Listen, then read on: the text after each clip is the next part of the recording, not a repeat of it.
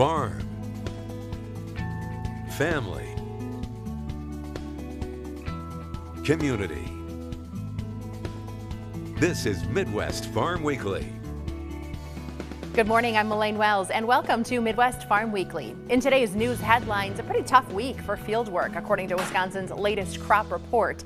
The corn for grain harvest was 35% complete. That's equal to last year, but 3 days behind average. Moisture content of corn harvested for grain, right around 23%. Corn for silage, however, now at 98% complete. Soybean harvest, 77% complete. That's 5 days behind last year. Nearly all of the winter wheat crop is in the ground, with the quality around 65% good to excellent. While Wisconsin's yields are holding steady, that is not the case around the country. This summer's record heat and drought is expected to push food prices up by at least 5%. According to a Department of Agriculture forecast, CBS's Mark Strassman reports some farmers are now reaping a harvest that they say is meager at best. Van Hanserling grows peanuts and cotton, but this Mississippi farmer is harvesting a disaster.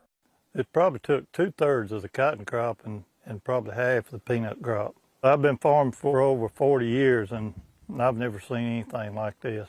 His losses alone about $1.2 million. Too much heat, too little rain. This one's got a piece of a bean in it. This summer's same 1-2 punch that knocked down Jack Dorsey's soybean harvest in neighboring Louisiana. He calls soybeans poverty peas. Everything hurts on a farm if you're not getting everything, all the potential out of your crop. Over the summer here in Franklin Parish, 27 days of triple-digit heat baked crops. Making matters worse, between mid-July and the end of August, no rain for nearly 6 weeks, not one drop. Another issue for these soybean fields. It never really cooled down at night during the scorcher of a summer. That further stressed these beans, which further stressed these farmers. Summer extremes hit farms from California to Minnesota to Mississippi. Its impact hitting farmers like Daly and consumers like us. He's lucky. His loss, about 15% of his soybeans. It looks like we're going to get our crop out, which is huge. It's what always seeds a farmer's outlook. Optimism. Mark Strassman, CBS News, Extension, Louisiana. And that same dry weather across the nation now having an impact on the Christmas tree crop. Farmers say they noticed the biggest impact on trees that were planted this spring. Some reported losses up to 30% of that new crop. They say they didn't have the moisture to take root. Farms lacking in rain say established trees simply didn't grow quite as much as expected this year. The good news, growers we spoke with say prices won't be impacted too much because they planned so far in advance. These here, they're about 12 years old. They're growing kind of slowly. Normally trees grow, they mature, we put seedlings in the ground, and 8 years later they're ready to sell. Most of the trees that, instead of growing a foot, they ended up growing about 6 or 8 inches. So it really is going to keep them from being sellable for a while. Best bet, talk to your local grower or tree lot. Depending on how dry their trees are, some may recommend you wait a little longer to cut your tree so that it still looks good for Christmas. With our chilly temps and snow, apple season coming to a close in northeast Wisconsin, apple growers say it was a bountiful season despite the lack of rain. With our quick shift from warm to cold, it was a rush for farmers to pick the remaining crop and get them in the cooler before freezing temperatures hit. There are some very hardy varieties, but if they freeze on the tree, they will rot. Today is my deadline. Tonight the weather forecast is in the low 20s, and apples they'll be froze out here by morning, and they'll be rendered useless after that. Many of our local orchards have this Saturday listed as their last day open. A handful of farm stores do stay open to sell their bagged apples, cider, and treats a few weeks longer. Senator Tammy Baldwin has introduced 2 legislative packages to support organic farmers. Wisconsin is home to the second most organic farms in the nation, just shy of 1,500. The Organic Market Development Act would provide grants to help farmers reach new markets, innovate new products, and grow their business. The other proposal is the Organic Dairy Assistance Investment and Reporting Yields Act of 2023. It seeks to provide emergency assistance to help with volatile markets, rising production costs, unstable feed supplies, and weather events. Senator Baldwin is also asking for money to invest in dairy infrastructure, including some new processing plants. Still to come on Midwest Farm Weekly, cold weather calf care. We have tips to keep their energy and immune system strong.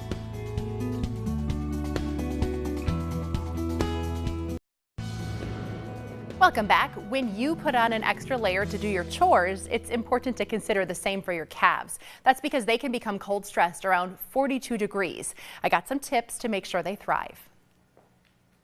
We have what's a thermal neutral zone where we're comfortable. Humans have it, cattle have it. Young calves have a thermal neutral zone that's a very short window of about 44 degrees to about 72. And that means anything outside of that range, they start using extra energy. Keeping energy up is key. Farmers should start by controlling the calves' environment. Making sure they have deep, dry bedding and that they can kind of nestle down or hunker down, as I say, and where they can burrow in and insulate their bodies.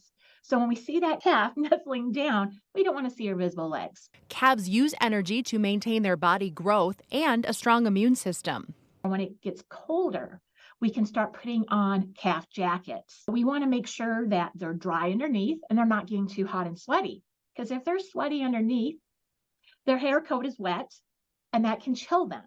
So sometimes we have to put them on during the night, but take them off during the day. They are a great tool the first 3 weeks of a calf's life. Because at that time, their rumen is not developed and they're not consuming a lot of starter. And when we think about the rumen, that's a great body heater. When it comes to airflow, avoid creating a draft while still getting fresh air to the babies. But we want ventilation, which means bringing fresh air into an area, and we want about 4 exchanges of air an hour. In addition to maintaining energy through a good environment, farmers can also boost calves' nutrition. So do we feed additional bottles or volumes of milk throughout the day, either at each feeding or an extra feeding during the day? We can also increase, if we're using milk powder, we can increase the amount of powder in each feeding, but making sure we don't have the solids too high because that could disrupt their stomachs, causing scours. We can also do fat supplementation as well, adding some sort of supplement to increase the energy. And especially those newborn calves, the sooner we can get them consuming starter or grain and develop that rumen, the faster that they can start producing their own heat to keep warm as well. Definitely some chilly temperatures, maybe a little warming ahead. Alexis, we picked up quite a bit of precipitation, though, in the form of rain and snow. Are we on par for average? You know, we're still a little bit below average for this time of the year. October is looking much better for precipitation than what we expected. 25.84 inches is what we've seen for the entire year of 2023 so far. So below average and below what we saw for this time in just the last year of 2022. But it was a snowy Halloween. Snow came through on October 31st. Here in Green Bay, we saw 0.7 inches. Top snow reports go from 3 inches in Neenah all the way up to 4.5 inches of snowfall in Appleton, which set the record in Appleton for snow on Halloween. However, that snow that came through was above and early for average for this time of year. Typically, we see our first measurable snowfall in Green Bay on November 13th. Manitowoc will see theirs around November 27th and Shawano on November 17th. And typically, we see about 1 inch of snow by the end of the month, so well above average for snow for this time of year and way ahead of schedule. Into the next 10 days, doesn't look like we'll see really any snow come through here in northeast Wisconsin. The further north you go into northern Wisconsin and into the UP, there is a chance for some light mixed precipitation and light snow showers to come through. And into the next 10 days, looks like we should be right around average for precipitation. We'll accumulate roughly 1/2 inch here in Green Bay. Same thing headed towards the Chicago and south and east of Green Bay areas. For this time of the week and into the month, we are still below average for precipitation. I kept October 1st up here because the drought monitor will not update until each Friday. So we're still about 2 inches below average for precipitation for this time of the month. However, big changes have moved in since the summer. We are much better sitting with the drought than the exceptional drought that we saw this past summer. It's already November. Our average high temperature for this month is 43.5 degrees. Our average low temperature is 28.9 79.9 degrees. Average precipitation, we typically see liquid precipitation come through at around 1.98 inches, so just under 2 inches. And for snowfall, we'll see about 3.1 inches. And as we continue through this weekend, we will see a rise in temperatures. 47 for your Saturday, 50 on Sunday, 56 on Monday, warmest day of this next upcoming week. And then we'll see a slow decrease in temperatures back into the low to mid 40s. Stay with us. More ag news coming up after the break. Today, life on the farm has come to us. Jeremy Hansen is here from Fox Valley Technical College with several events to get on your calendar. Good morning to you. Yes, good morning, Elaine. It's nice to see you. We check in with him from time to time, make sure we get to see him up here too. Jeremy, let's talk a little bit about the upcoming career fair. This is really a great opportunity for your students, but can the community at large attend as well? Absolutely, they can attend. And I did a Life on the Farm last year at this event. And if people remember, there was 25 employers, 75 students. Well, I think everything's doubled this year. So bigger, more interest. We had a lot of very good results from that. Do you recommend people come resume in hand? I mean, are people sometimes taking applications? Yep, absolutely. This is interviewing 101 here. This is a place to face-to-face with employers, future employers, and hand a resume and have that face-to-face contact with them. Is it neat to see the diversity of businesses represented at this event? Sometimes when we think agriculture, we have a little narrower view, but this shows that there's really so many industries that we touch. It absolutely is, and a very, very diverse group of people this year. So, yeah, it's going to be exciting. Now we move on to the virtual farm tour, another popular event. It's virtual, but you can come and attend it in person. Is that right? Correct. Okay. And this is something where we're constantly finding a way to reformat things. And so it's a virtual farm tour, and virtual meaning that during the summer we chose 2 farms. We followed them all summer, and our media department at Fox Valley Tech did a wonderful job in documenting things throughout the year. So we're going to have videos, but the farm representatives from the farm will actually be at the event to watch the videos and actually give comments and answer questions. Should we sign up ahead of time for that one? You need to know some registration numbers. Registrations will be great. It's November 29th. So it's coming up, but our website's a great place to look, or our ag department phone number. There's always someone there. And then we also want people to get on their calendar the upcoming Farm Safety Conference. Tell us about this event. Right. December 6th, Farm Safety Conference. This is a wonderful conference for employers or large business owners. And what it is, it's just talks about safety in business. And we talk about opportunities with automation. We're talking about some hearing loss strategies. We're talking about animal handling procedures, things like that. So it's a wonderful, we got some great speakers coming. Very relevant topics, and we're in a good time of year for that because you've been busy. People have been making okay progress on harvest. What's the update from the field? Well, besides the rain last week and the snow this week, people feel like they're behind. I'm not in the panic mode yet, but there's a lot of crops that need to be combined yet. A lot of soybeans that are still out there, depending on where you are. Corn as well. There's a lot. And when we saw that harvest report, we always remind people that that's a statewide snapshot. That things can look a little different on the crop report depending on where you are. Jeremy, what have yields looked like from the farms that you work with? I almost hate to say, but northeast Wisconsin, boy, we're looking really nice. Soybeans are yielding, 50, 60, 70 bushel per acre. Corn is, if it doesn't start with a 2, something went wrong. So it's 200 bushel, in many places. So it's almost getting to be common, which is great. I know in the beginnings of harvest, we were cautioning people to really check the nutritional value of a lot of their feed because of that dry weather. We maybe weren't getting quite the bang for our buck. Are you finding that to hold true, or have we really come out the back end looking okay? Well, with the dry weather, the plants kind of went into conservation mode, and they didn't produce as much lignin.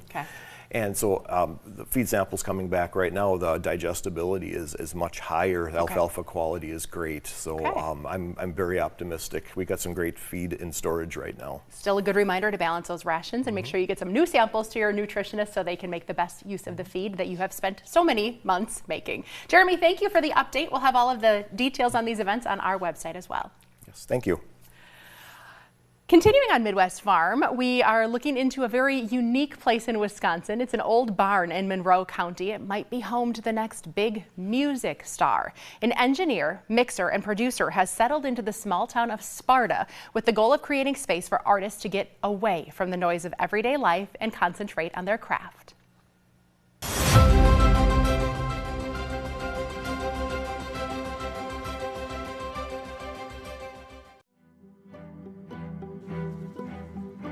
Originally, I grew up in Bristol, which is west of Kenosha, next to a cornfield. Never did any farming or anything like that. But my wife grew up on a dairy farm. Her dad ran a dairy farm his whole life. When we first saw this property, seeing this barn, like this was the selling point for me second, because immediately when I walked in those big doors, it was like, oh yeah, I can make something really cool out of this.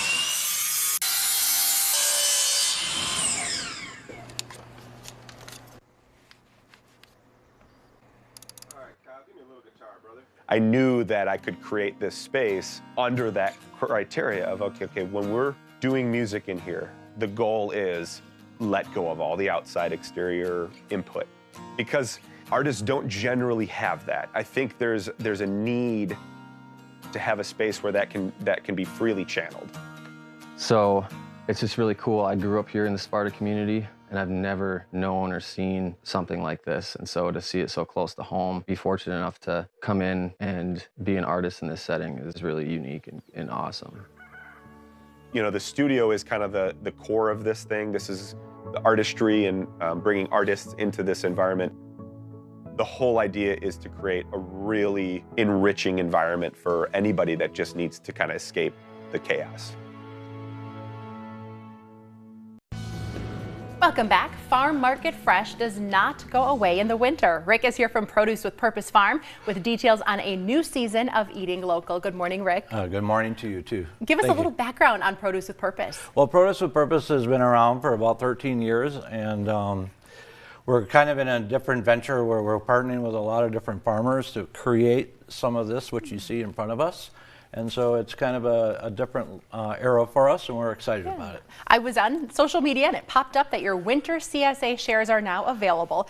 What is a CSA? Let's start with the basics. CSA is an acronym for Community Supported Agriculture, and where the community basically supports agriculture through upfront purchases of produce and fruit in return for 6 different boxes that we're going to offer this winter. What comes in a winter box? I know in the summer we expect something different every week. Winter, though, we have options. Winter is exciting because there's not as many perishable things, but yet there are things that can, diverse diets where a lot of roots, okay? So it's kind of root-based, squash, some fruit with apples and pears, some greens with microgreens and Brussels sprouts and cabbage family. I love the color that's on this table, though. We tend to think of winter as a little more mundane when it comes to the color. We can still eat the rainbow, it looks like. Yeah, I think you can eat the rainbow in the winter as well. Okay. So you have watermelon radishes, which have a beautiful color that it can add to salads. You can eat them fresh, you can roast them. You have different types of beets, where a candy cane beet for around Christmas. Oh, wow. A hidden rose apple, which is actually That's an apple? It is. It has red flesh, and then the array of sweet potatoes that we carry, purple sweet potatoes, white sweet potatoes, and of course your standard orange. So in addition to the boxes, which you can subscribe to the entire CSA season, you can build a box and order one. We can shop at your store. You have a relatively new location. Yeah, we do. We've been in Darboy, Kaukauna area since March of last year. We have a bigger location. We just moved next door in March of this year, and now we have a commercial kitchen, and so we are adding value to some of these produce, and you can get some of this in your winter share as well. That was me making all the noise, you guys, while you're looking at the pictures, because I wanted to show you this product specifically. This is so convenient.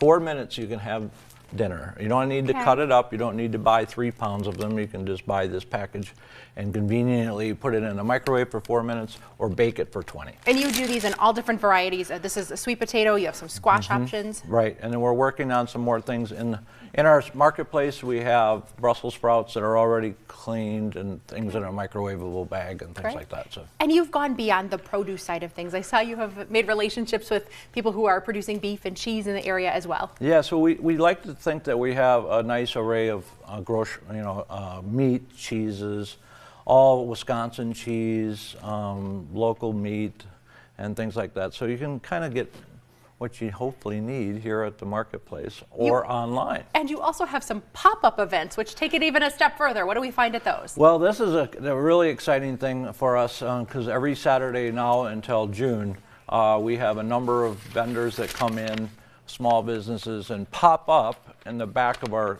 warehouse type setting, new construction, nice and warm. Okay. And it's well lit. And it's a little farmer's market every Saturday from 9 to 12:30. Okay, here are the details on finding produce with purpose. Their store is located in Darboy, though you may need to use Kaukauna for your GPS. They do have a Thanksgiving box available as well, and it comes complete with recipes. Thank you for making eating local so easy. I appreciate that. Thank you. Have a good weekend, everyone.